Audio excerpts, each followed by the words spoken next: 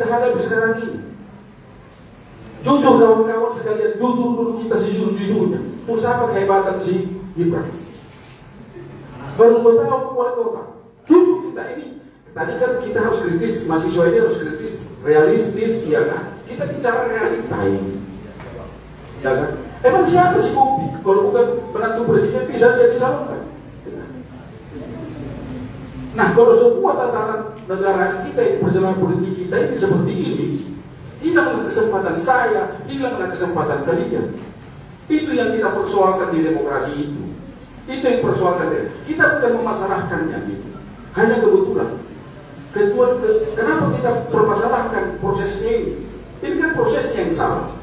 Kalau si Gibran itu mau jahit, ia melalui proses yang benar. Sedangkan bapaknya sendiri pada kesempatan sebelumnya sudah mengakui masih 2 tahun rasional lah katanya. Tapi dia berjiwa beda. Kemudian soal peradilan tadi, nanti orang ahli hukum yang menerangkan. Tapi saya mau nyatakan seperti tadi, kita harus ngomong realistis. Itu kenyataan yang tidak bisa dipungkiri. Penuntutnya adalah PSI. Adalah anggota PSI. Di mana? Kenapa kalau PSI tiba-tiba dipegang oleh Kaisang? Kemudian orang tua tadi menuntut tadi ada hubungan kekerabatan. Nanti kalian searching di Google. Ada hubungan kekerabatan dengan keluarga Jokowi? Ada.